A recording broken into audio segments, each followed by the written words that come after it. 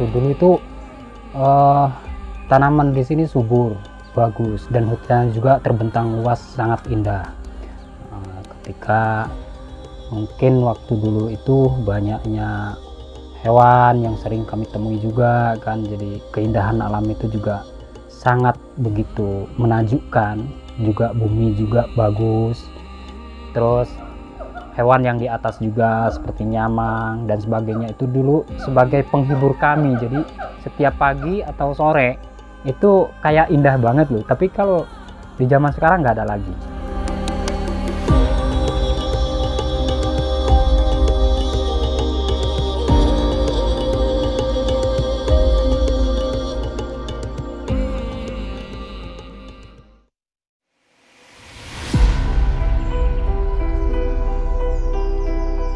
Kalau zaman 90-an itu petani emang saya akui subur dan bagus ya, artinya di segi petani itu rame juga dan kelihatan hasilnya banyak.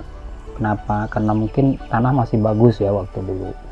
Tuh contoh kopi saja mas, zaman dulu itu saya pernah nemui orang bapak saya ini petani ya, di zaman itu punya kopi itu kalau ibarat kita sekarang ini nggak ada yang menjemur kopi setebal, artinya hampir 15 cm.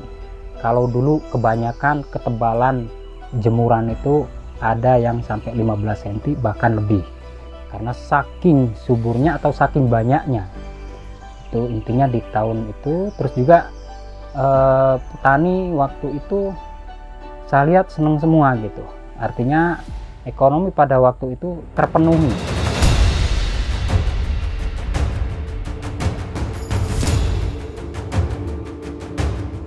Tapi dari tahun itu sampai hari ini ternyata merosot jauh gitu. Tidak ada penemuan saya yang dulu itu begitu banyak, begitu tebal jemuran kopi, kalau sekarang nggak ada lagi. Itu intinya tahun 90-an ke atas ya, itulah makanya saya sendiri bingung dan banyak sekali orang membuka lahan ya, mungkin ribuan hektar ya, ribuan hektar waktu itu ya akhirnya ditinggalkan. Nah, sementara kami di kota sendiri tidak bisa usaha atau mencari nafkah untuk menghidupi anak dan istri, akhirnya ya sebisa-bisa kami untuk kembali ke kebun dan menggarap kebun kami sendiri.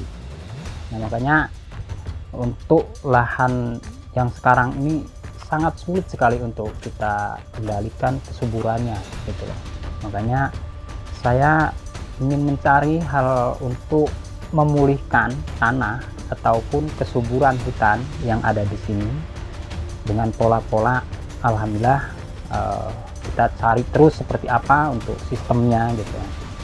Dari hutan tadi subur kami akan kembalikan ke hutan yang subur gitu.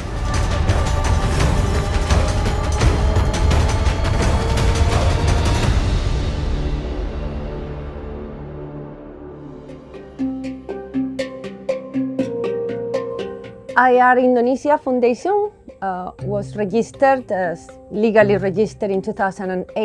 When IR Indonesia was created, the main program was it was mostly focused on welfare of the species of primates, slow lorises, macaques, and orangutans, and mostly focusing on the rescue, rehabilitation, and release of these species. In the first few years, when we focused with the macaques and slow lorises, we were working in the two main areas. One was West Java and the other one was Lampung in Sumatra. But then in 2009, we expanded our activities to West Kalimantan, and it was because we got calls for the need to rescue and rehabilitate orangutans in this part of the Borneo Island. But as an organization, we have been working first to focusing on the problem of the animals, more the welfare side of things. But soon we realized that the rescue, rehabilitation and release couldn't be the ultimate goal of the organization, because rescuing animals is something that we have to do more like treating the symptom of a problem, not really solving the problem. So the rescue of the animals is not really gonna solve the problem, right?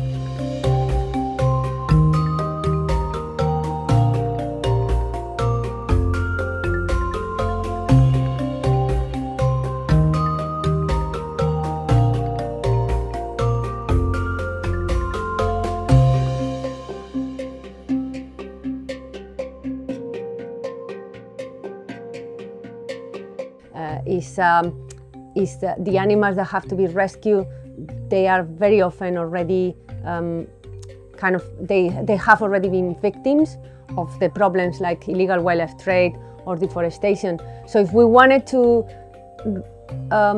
try to solve the root of the problem, we needed to focus on the habitat and the protection, habitat protection, and ensuring that the animals, and specifically these species of primates, can live in their habitat. And second, the illegal wildlife trade, which is the other main cause why these animals are taken away from their habitats.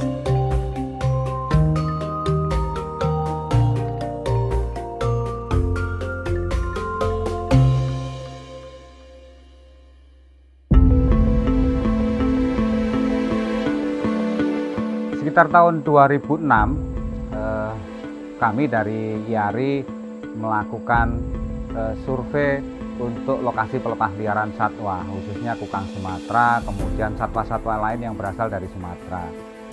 Kemudian dari hasil survei yang kami lakukan, kami menemukan salah satu lokasi yang potensial untuk jadi lokasi pelepasliaran. Salah satunya adalah di hutan lindung Batu Tegi ini. Kenapa hutan lindung Batu Tegi? Dari hasil survei yang kami lakukan pada tahun tersebut, hutan lindung Batu Tegi masih cukup relatif aman dan nyaman, kemudian dari sisi habitat juga cukup mendukung dari keberadaan si satwa yang akan dilepasliarkan.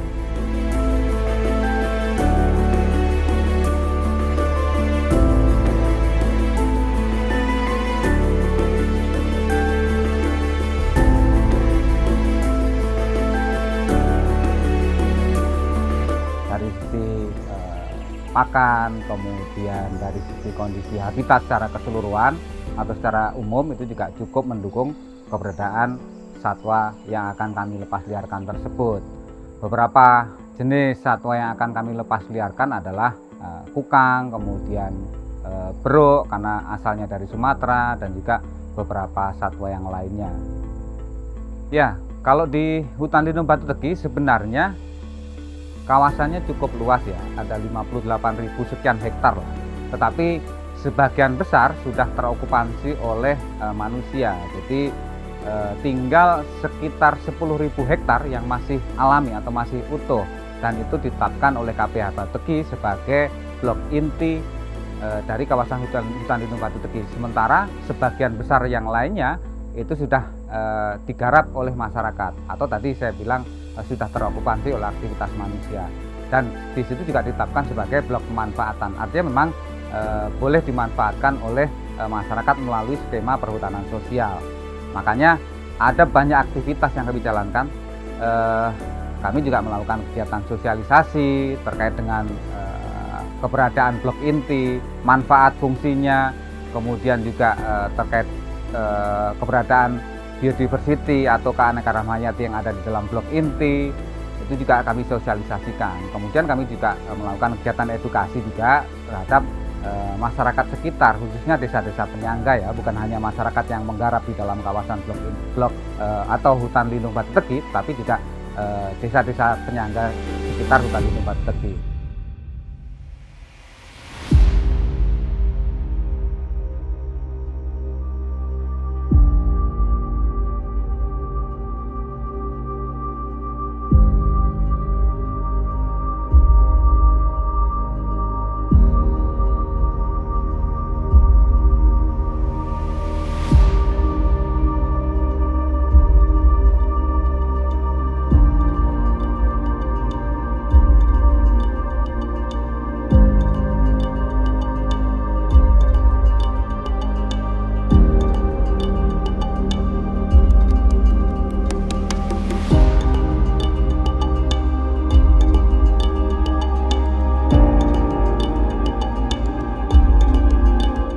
pemberdayaan masyarakat yang ada di penggarap kawasan hutan di KPH Batu Tegi, terutama yang sudah berizin, itu kita melakukan pendampingan perhutanan sosial ya, untuk mengangkat taraf perekonomian mereka lebih baik, selain juga kesadaran akan kewajiban mereka menjaga, melakukan pelindungan kawasan hutan yang mereka garap.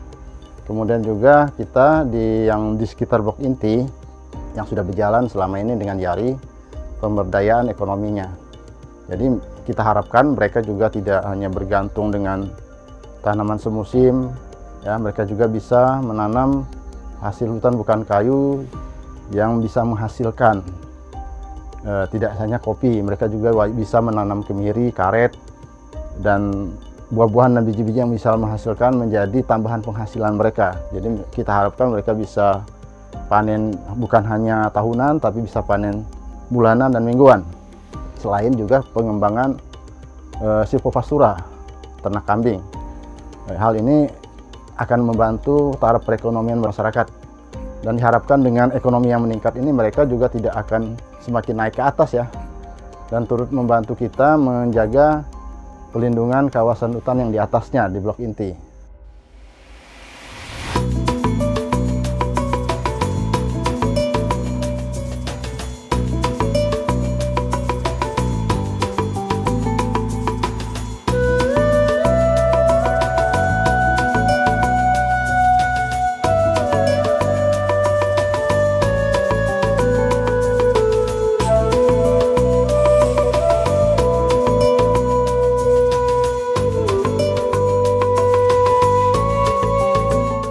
Untuk kegiatan pendampingan masyarakat sendiri, khususnya di KPH Batu Tegi ini, secara teknis kegiatan yang kita lakukan itu kita bagi menjadi 3. Yang pertama penerapan agrisilvikultur, agrosilvopastur, dan kegiatan sekolah lapang.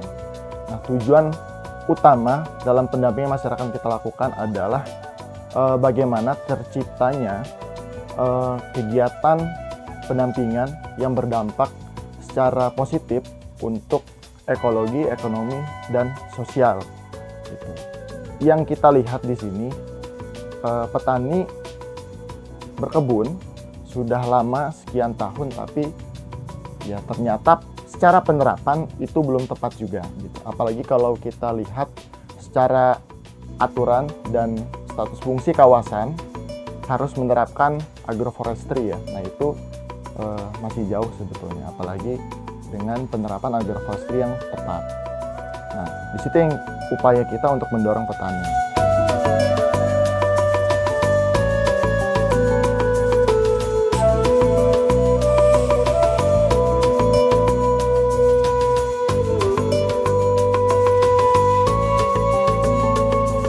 Dan secara antusias, ya banyak sekali hal-hal yang ternyata tidak disadari oleh petani, dan ternyata oh seperti itu ya.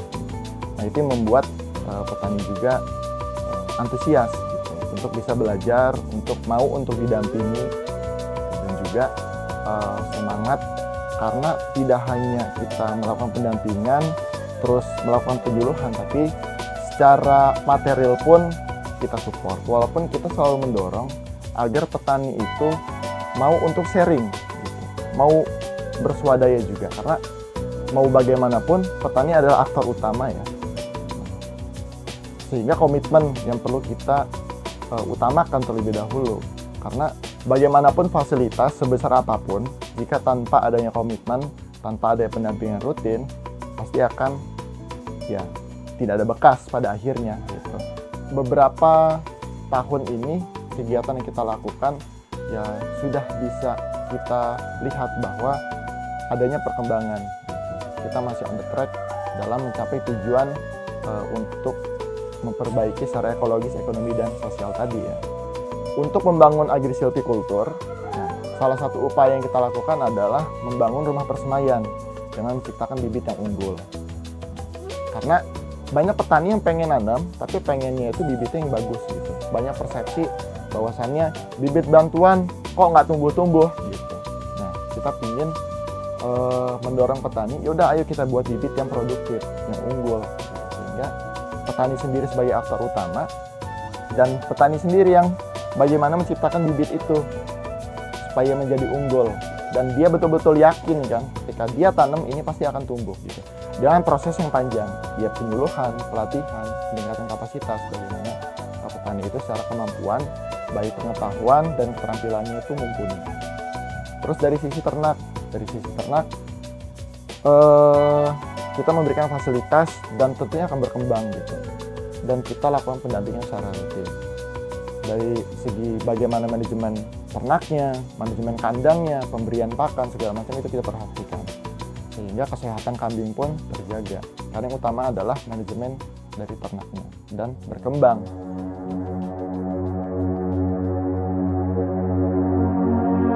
Ternak ini kami banyak menggunakan untuk pupuk ya, untuk pupuk tanaman kami itu alhamdulillah seperti itu dari kotorannya. Juga ada urin itu kami juga fermentasikan untuk juga sama untuk pemupukan, dan cuma sistemnya beda, dikocorkan ya. Itu untuk ternaknya. Kami akan mengembangkan juga, bukan hanya sebatas kami ini dikasih ternak dari Yari itu kami hanya sebatas itu saja kemampuannya, tetapi akan kami gulirkan. Karena di sini sumber makmur itu butuh makmur, berarti dalam satu ekor itu harus bisa mengembangkan 10 ekor, itu harapannya kami gitu loh.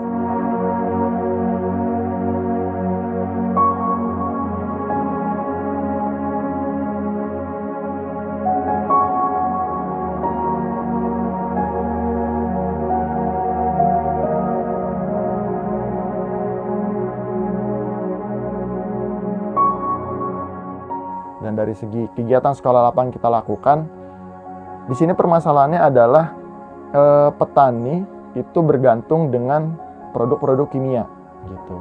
Dan secara penerapan itu tidak diperhatikan untuk aturan dosisnya. Nah, sehingga ini menjadi permasalahan gitu. Yang sudah berangsur-angsur bertahun-tahun kimia ini dipraktekkan ke lahan.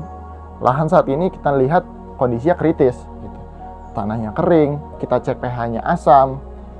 Terus untuk tanaman-tanaman pun sulit untuk menghasilkan produktivitas yang tinggi gitu. Sehingga makin tahun penggunaan kimia itu semakin meningkat dosisnya. Karena kalau misalnya kita pakai dosis yang sama, hasilnya pun tidak sesuai dengan tahun sebelumnya kayak gitu.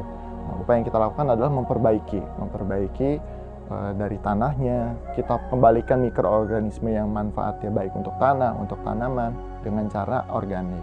Nah, di sekolah lapang ini lebih penerapan bagaimana kita basisnya organik nih, bukan anti dengan kimia, tapi kimia adalah jalan terakhir jika organik itu sudah tidak mempan lagi.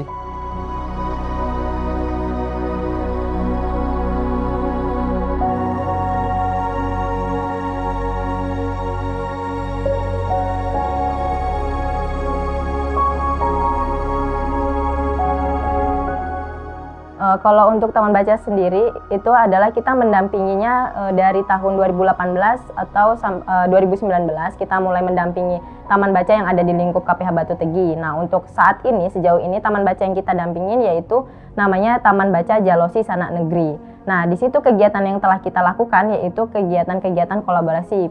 Juga kita mendampingi misalkan pembelajaran membaca, tulis, berhitung. Juga kita menyisipkan ada pembelajaran konservasinya, seperti kita menyisipkan kegiatan kolaborasi, peringatan Hari Konservasi.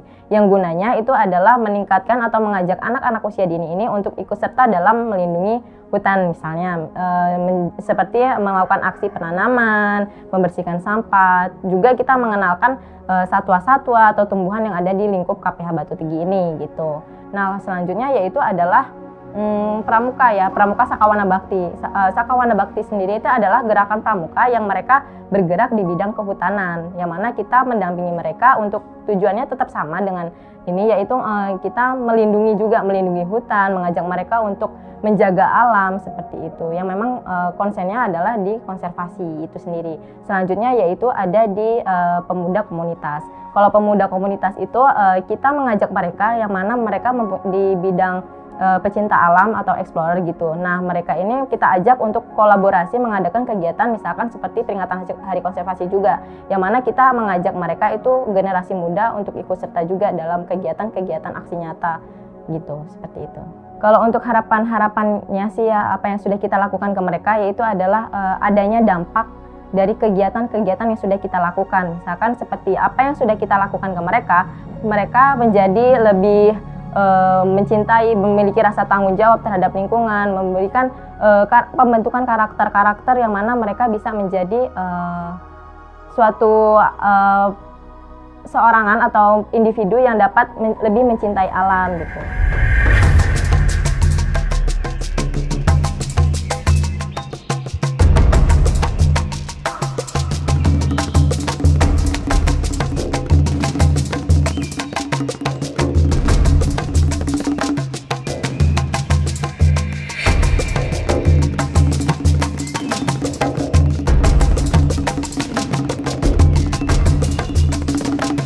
Ada beberapa, alhamdulillah, masih di hutan lindung Batu Tegi masih ditemukan satwa prioritas, yaitu harimau Sumatera, yang merupakan satwa yang sangat penting untuk keseimbangan ekosistem. Dan selain itu juga kami menemukan banyak beragam jenis mamalia, kemudian burung-burung yang alhamdulillah sudah di-launching juga bukunya. Dan di hutan lindung Batu Tegi ini masih juga ditemukan beragam tumbuhan, terutama tumbuhan yang dilindungi yaitu Rafflesia, yang mungkin sudah kita ketahui biasanya itu tanaman yang langka dan memang menjadi prioritas juga untuk dilindungi. Ya, dalam proses pengumpulan data keanekaragaman hayati di Batu Tegi sebenarnya ada beberapa metode yang kita lakukan. Pemasangan kamera trap, dan kemudian kami juga melakukan survei jalur yang dibersamai oleh kawan-kawan PPH. Di situ kami menggunakan Smart Patrol juga untuk melakukan inventarisasi keanekaragaman hayati yang ditemukan di hutan lindung Batu Tegi khususnya. Dan kemudian sebenarnya di sini ada dua lokasi yang menjadi survei kami, terutama survei kamera trap. Ada 47 unit kamera trap yang kita pasang di Batu Tegi, tepatnya di Resort Wais Kampung, landscape hutan Wais Kampung, dan juga landscape perindingan. Dan pemasangan kamera trap ini kami bertujuan untuk mendapatkan satwa harimau Sumatera. Desainnya kita sesuaikan dengan desain harimau Sumatera, tapi tidak menutup kemungkinan untuk mendapatkan satwa-satwa lainnya, karena itu juga sangat penting. Jadi sejak 2017 YARI bersama KPH Batu Tegi membantu dalam hal perlindungan dan pengawasan kawasan dengan berbasis Smart Patrol. Karena di sini merupakan habitat satwa-satwa yang dilindungi, ada harimau, beruang, tapir, juga jenis-jenis yang lain. Nah, dari beberapa yang kami temui di lokasi saat patroli, biasanya kita menemukan jerat, terus perburuan juga. Kalau perburuan ya yang masif sih jenis burung untuk saat ini. Selain itu ada pengambilan HHBK, itu untuk jenis bijar bambu. Iya, biasanya pelaku itu yang kita temui emang masih di sekitaran area kawasan KPH Batu Tegi biasanya. Ya, selain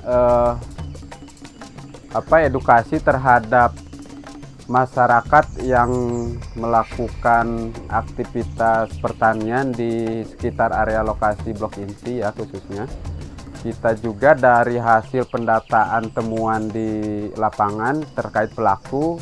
Nah, kita setelah dapat informasi lokasinya dia dari mana, kita biasanya melakukan sosialisasi pendekatan ke petugas atau di mana dia tinggal gitu, biasanya ke lurahnya, ke pekonnya.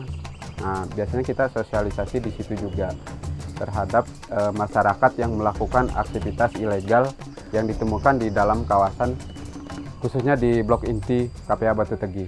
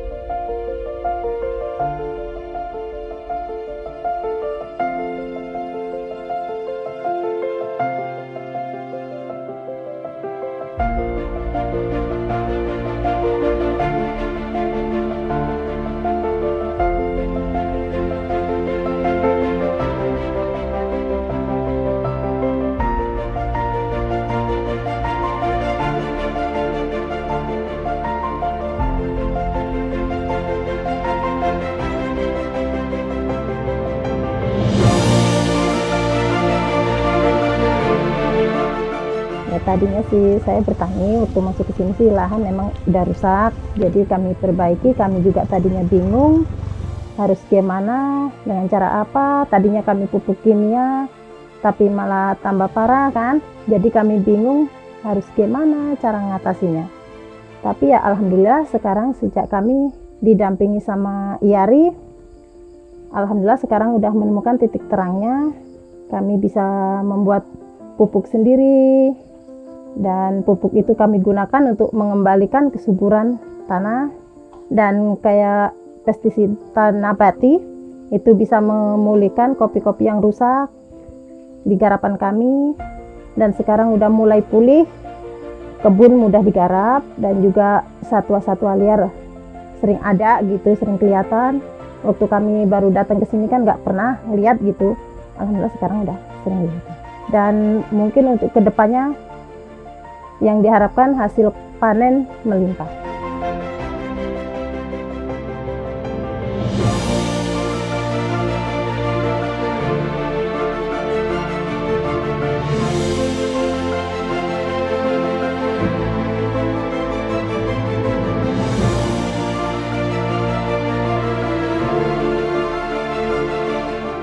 Ya, terkait untuk kami bertemu dengan IARI, alhamdulillah banyak perkembangan walaupun sedikit-sedikit ya, tentang artinya petani juga untuk terpadunya sebuah hutan lestari dan masyarakat sejahtera itu juga akan sedikit-sedikit mulai terlihat dengan kita bahwa binaan-binaan daripada IARI itu menguntungkan bagi kami.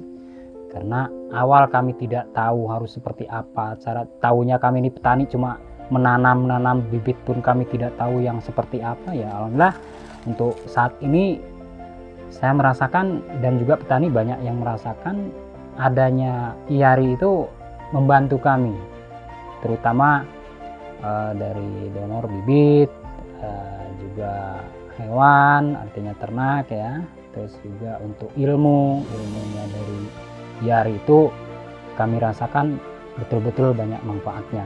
Dan mungkin di kemudian hari ataupun kami selanjutnya akan mengembangkan ilmunya beliau itu, dan kami bersyukur kalaupun masih ada ilmu yang masih belum dikasihkan dengan kami dari IARI, ya harapan saya ya tetap ditambah.